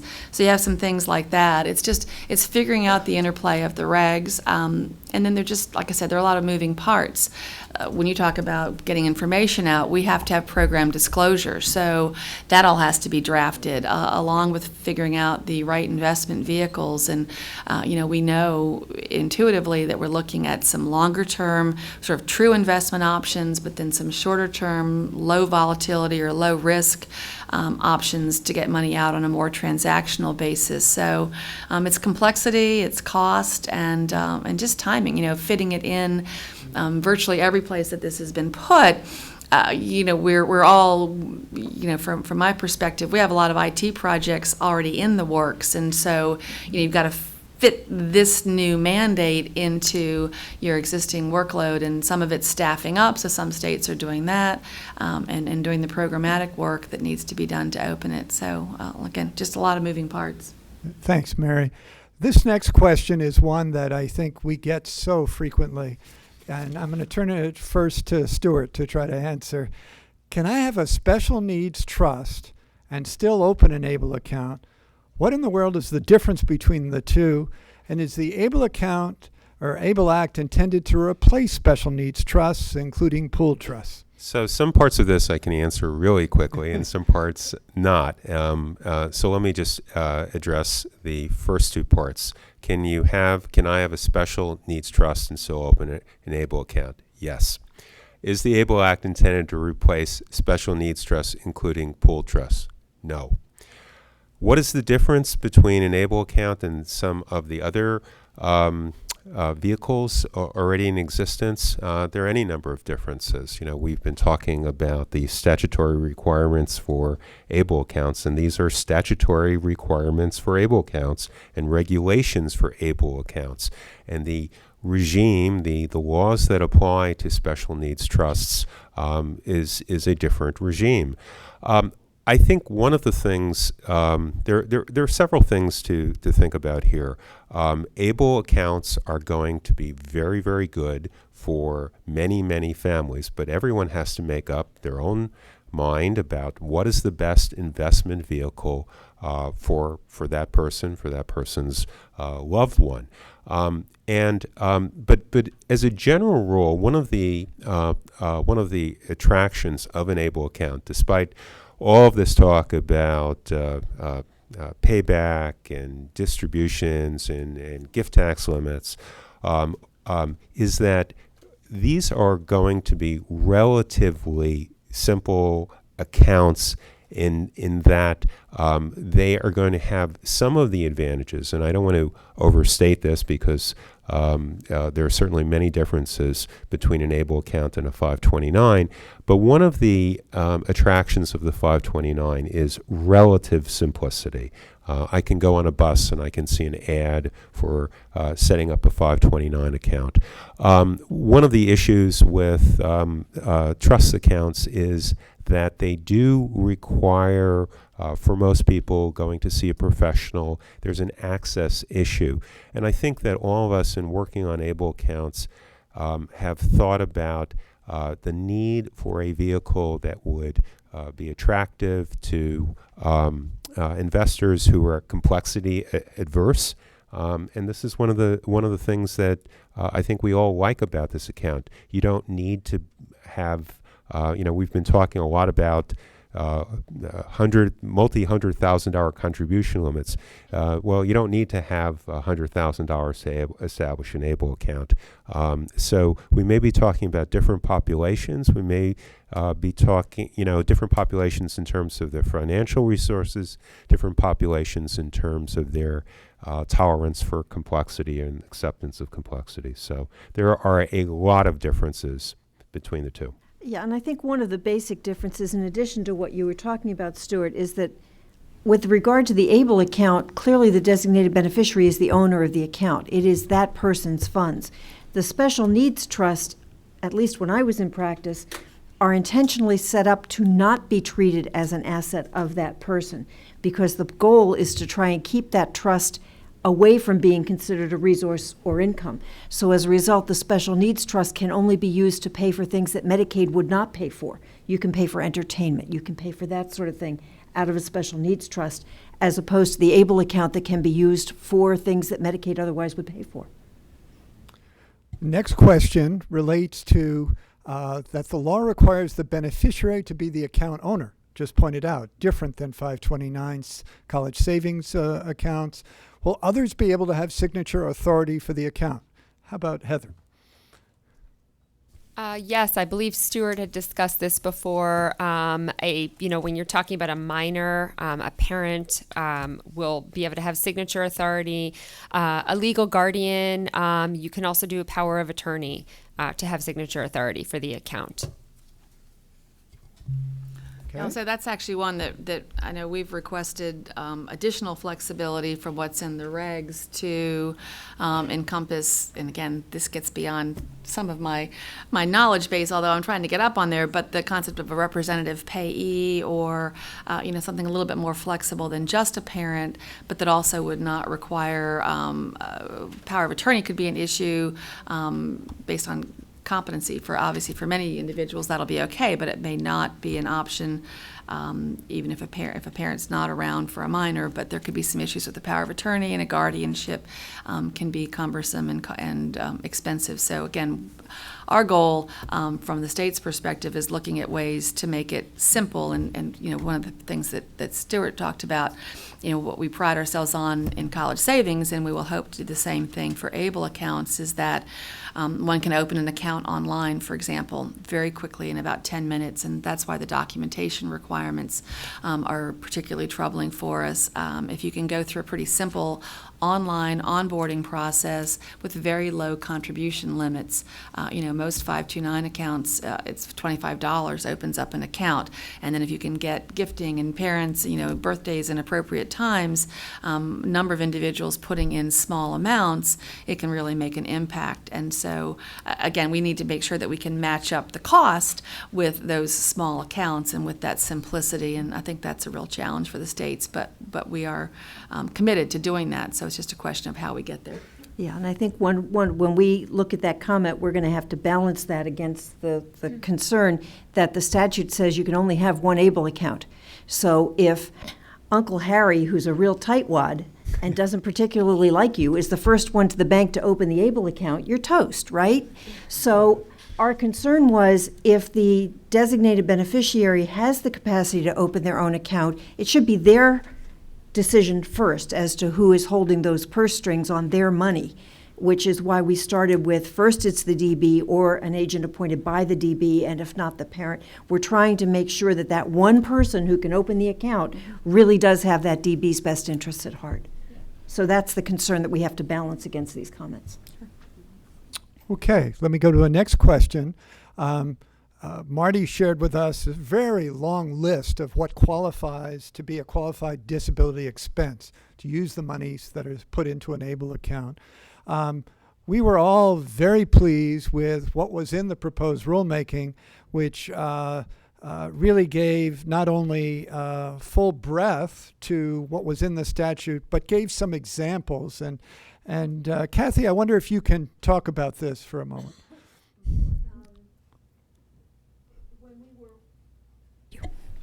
When we were considering what would be a qualified disability expense, the input that we got from these wonderful people who have hands-on experience was that we needed something broader than just the list that was in the statute and something broader that is in the Medicaid list, for example. And I think the primary example that you gave us was a child that is challenged in communications ability or in navigational ability. Maybe a cell phone is the best way to help that person get around. And although there may be a piece of equipment that can do that now and only does that, that's a really expensive piece of equipment and it's certainly not mobile. So the cell phone works a whole lot better.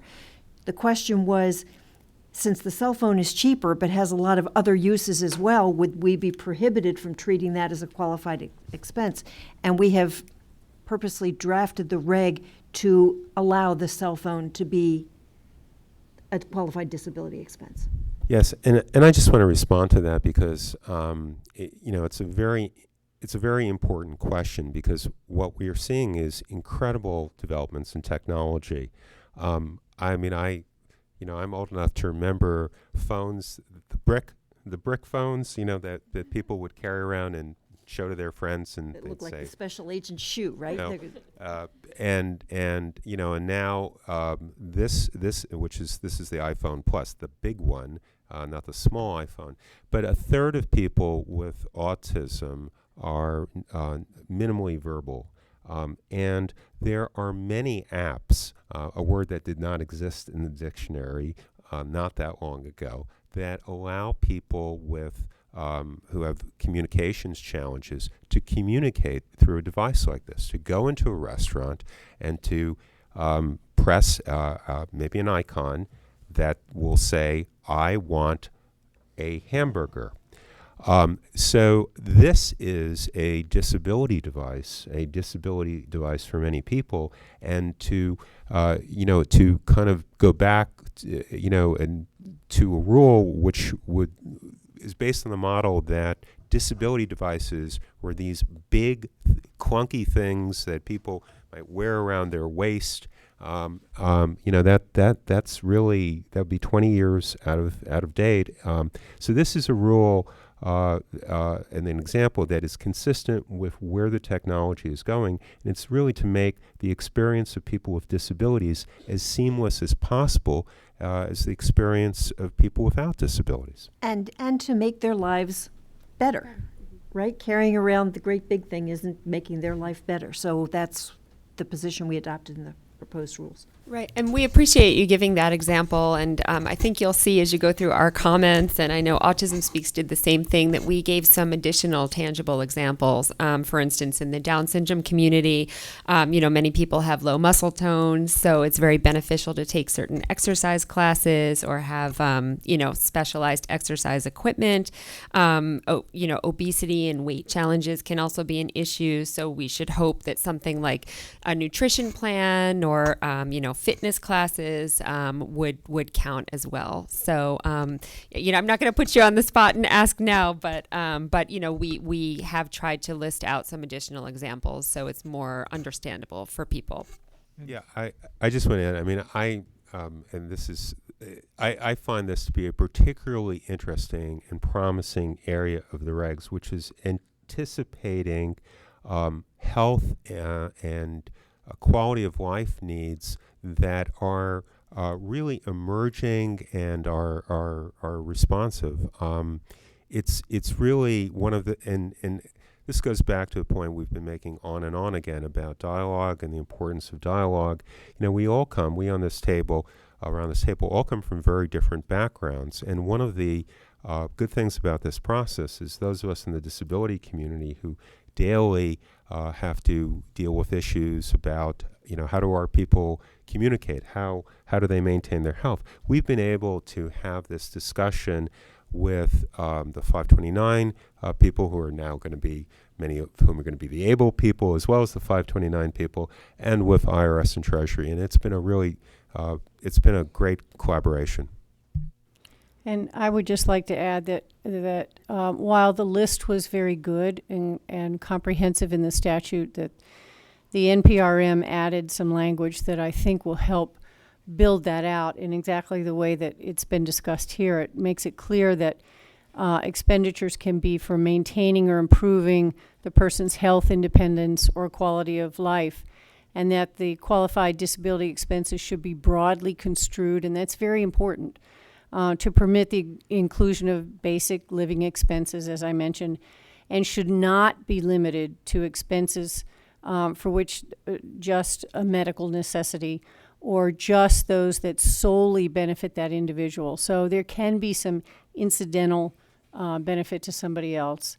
And it, as a whole, we hope will prevent what we've experienced in the past in other situations, which are very twisted interpretations of the law, which end up meaning that somebody, a common sense interpretation would say, yes, this is covered, but a very twisted and narrow interpretation says, no, you have to carry around that big clunky thing because the iPod or the iPhone, is something that other people use, and so therefore you can't use it.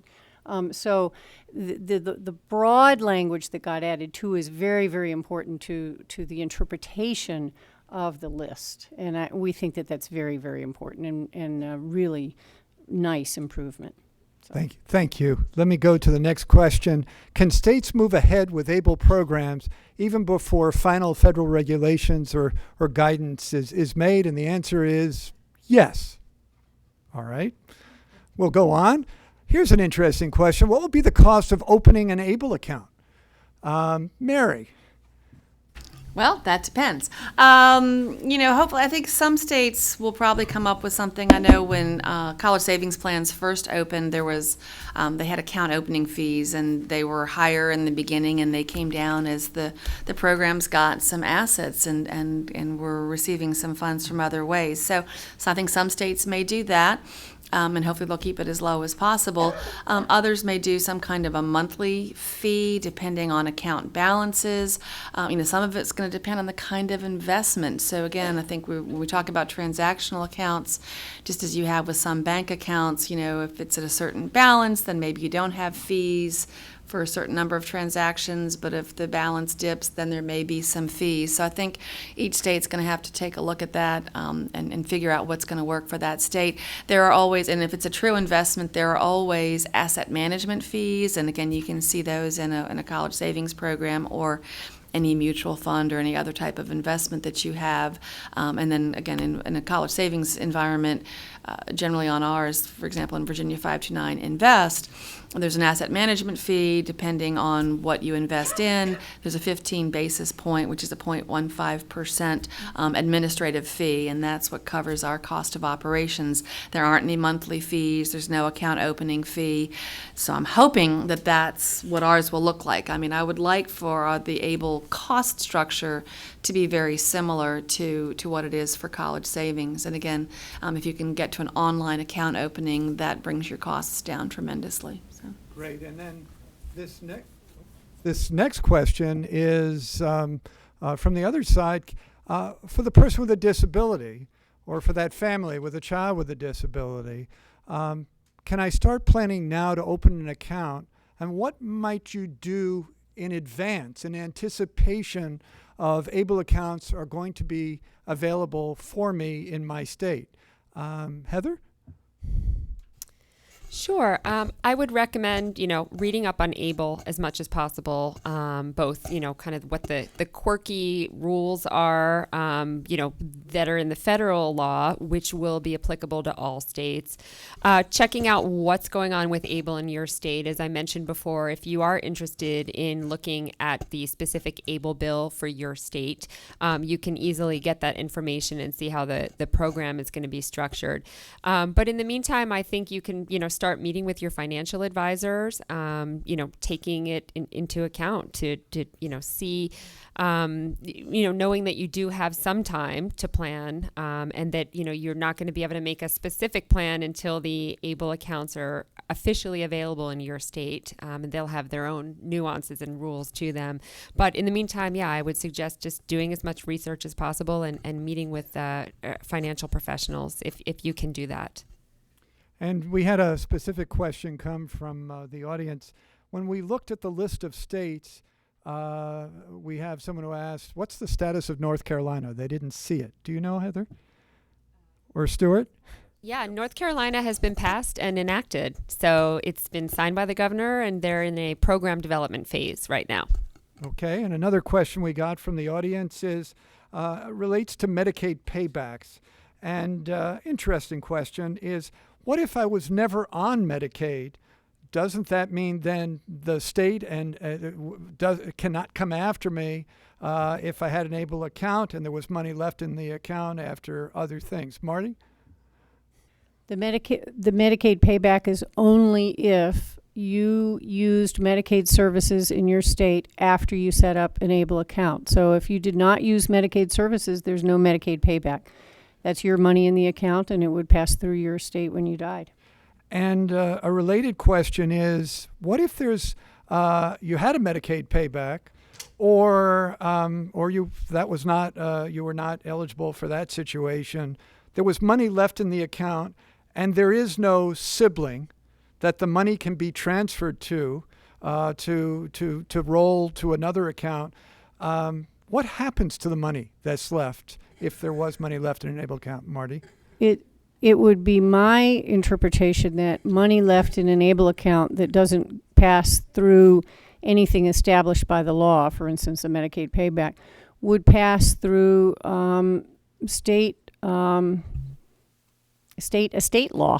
It's hard to say that, those two terms together. It's the asset of the DB, and it would go through their probate estate. Yeah, if they've established a will, then it would go according to what they have in their will, and if they haven't, then the state's laws regarding people who die without wills would take over. And the nice thing there, and so there wouldn't be any penalty for using the funds, which you would have if you use it for, it's not a non-qualified expense at that point. It's just an asset of the estate with the step up in basis and no penalties. So, Right. Now the questions are coming in from the audience. Here we go.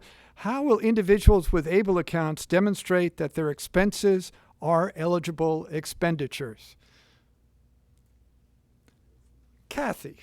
Well, if we analogize to 529, right now the recipient of those 529 funds has to report to the Internal Revenue Service on their own income tax return as to whether or not they're taxable or not, were they qualified higher education expenses or not.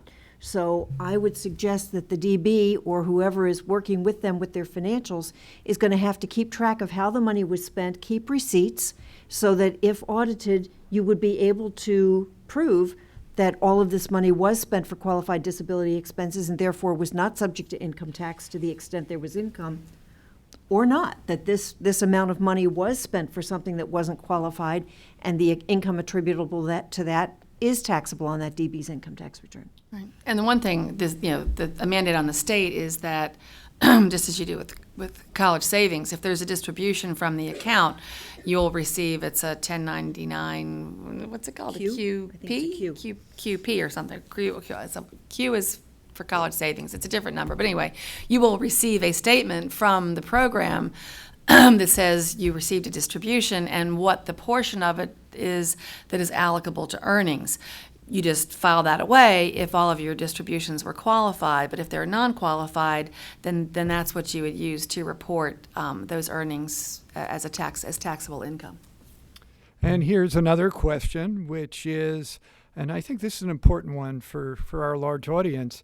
What if a person didn't qualify for either SSI or SSDI because they weren't, quote, disabled enough?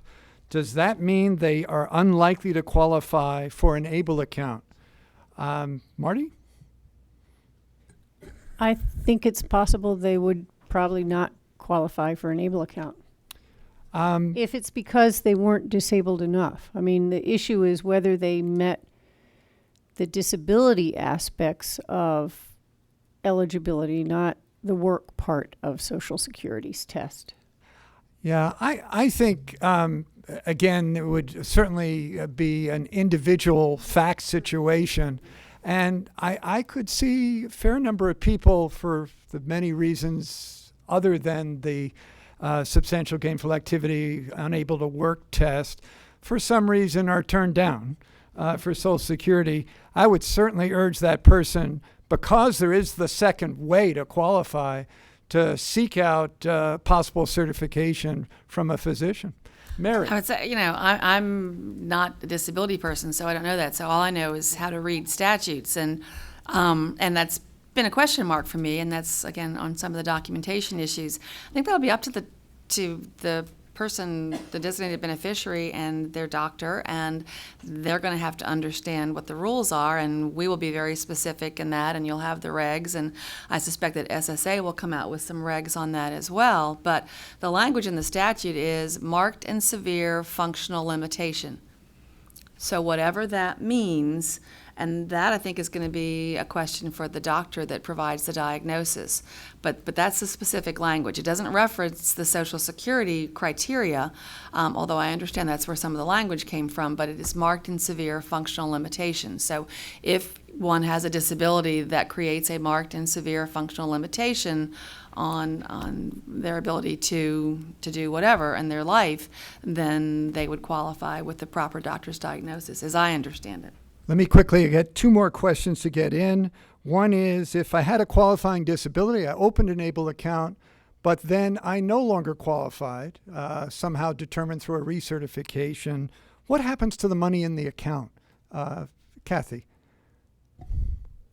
What we've said in the proposed regulations is that for that year when you are no longer eligible, you don't qualify, the account can stand. You can keep it as an ABLE account. It continues to be exempt from the consideration of income or resources for federal benefit purposes. But there are two caveats to that, which I think Marty talked about before. During that year when you are not eligible, no further contributions can be accepted into the account, and any money you take out of it will not qualify as a qualified disability expense no matter what you spent it for, and therefore the income portion of that distribution will be taxable on your income tax return.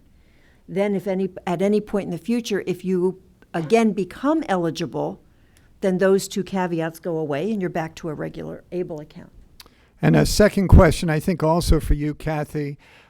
It's clear, at least in what we've presented, that anyone could contribute to an ABLE account.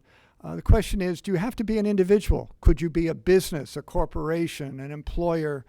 So not an individual. Maybe a highly technical question, but what's the answer? The answer is found in the income tax law, and I think the answer is yes. If a corporation makes a contribution, it's the same as the gift tax rules. If a corporation would make a contribution, that is a gift from each of the shareholders of that corporation. If it's a partnership, each of the partners is making the contribution, and you're going to have to test the tax consequences based on the relationship between the donor and the DB. If it's an employer, then there's income tax. But they can contribute. You just have to watch out for the income tax consequences to the donor, Stuart. donee. Yeah, this is actually a very interesting question, because in the employee compensation is one of those areas that's constantly changing. And there was an article, actually several articles, one I remember in the Wall Street Journal, about employers contributing to 529 accounts. The same rule. And I think that one of the future developments in these accounts is we're probably going to see some employers thinking that this is a way to retain really, really good employees who have disabilities, or who have family members who have disabilities. And we're going to see, we're going to see some developments. I mean, we are seeing some developments in the state tax area where states are creating incentives, and we may see more down the line. But I think there's going to be some activity in the employee comp area where employers are going to think about this as a way to keep the people they value. But as I said in both 529 and 529A, if that were the situation now where my employer makes a contribution to my child's ABLE account, that is income to me and my gift to the child. Okay. We're going to end the questions and come across the table. One final comment from each of you. We've covered a lot of ground. At times it was deep in the weeds. At times it broadly, I hope, captured some of the potential and promise of ABLE. One thought you want to leave the audience in the room and people who have been viewing this web stream from across the country, either a piece of advice or sort of one piece of information you want people to remember days after this is long out of sight and out of mind. But just one point and quick, 30 seconds, Marty. There's a lot here. Very much of it is good. I think the ABLE accounts will help a lot of people, but I'm not sure that they are going to work for everyone. And they will have to be looked at carefully by the individual, by that individual's family, to make that determination. And in some cases, they may find it works well together with a trust, and those are issues that will have to be determined individually and after looking very carefully at all of the facts once they see the program that's available in that state. Okay, Stuart. So my bit of advice is don't freak out. There's a lot of complexity here, but most of this will become invisible, I think, to the people who will open these accounts. People will have more choices, and that's the critical thing here. And this is why we're having this panel. This is why you're sitting here, and why people are listening to this program. It's the idea of having more choices, and we're working on this. But I think you're actually right now in this panel pulling up the hood of the car and looking at all these parts and thinking, do I really need to know how fuel is injected into the engine in order to drive the car? And the answer is you don't. Driving the car is simpler. We are the repair guys. We are the quick and quacks. All you have to do is get in the car, push the button. Okay, we got to move faster. Heather. I would just say sit tight. We're almost there. and also just keep hope, because as everyone has mentioned, we really believe these accounts are going to be a game changer and are going to be and are going to lead to a increased quality of life and much more independence for people with disabilities. Great. Mary. I will just, for myself and my colleagues, say that we're pretty proud of what we've done on the college savings side and helping millions of families across the country save for the very important goal of higher education. I'm learning a lot on the disability side, and I'm grateful for that, and we are all committed to doing the exact same thing, being as successful in creating programs for persons with disabilities and their families as we've been on the college savings side, and we look forward to the challenge. Thank you. And Kathy. Two quick things. One, even though the deadline for comments has expired, they were all due on Monday. That doesn't mean that if we get more comments, we won't look at them. We will. At some point, we'll be doing the final regulations, and the window may have closed. But I wouldn't discourage anybody if you have a comment. The second thing is, as we were developing the proposed regulations, we recognized what we thought could be some traps for the DBs and their families. And we have tried to provide hints in the preamble to the proposed regulations to invite the states to create narrower rules than the rules that are in the statute in order to avoid those traps for their participating families. So those would be my two nuggets. All right. Thank you, panel. Great appreciation. Let's give them a round of applause. This brings to a close the second of a three-part series. Thank you, ServiceSource, for teaming up with National Disability Institute. Thank you all for thinking about collaboration, thinking about the future, achieving a better quality of life for people with disabilities. The third session will be coming up November 18th, Untangling the Maze of Social Security Benefits and Work Incentives. What does future policy ideas look like related to Social Security? So, as you leave, I hope you will take to heart that ABLE is transformative. ABLE has potential and promise. It will change expectations. It will change thinking and behavior. It will change quality of life. It is up to us to make sure that that promise is realized, and we continue to work at a national, state, and local level. Thank you. Bye-bye.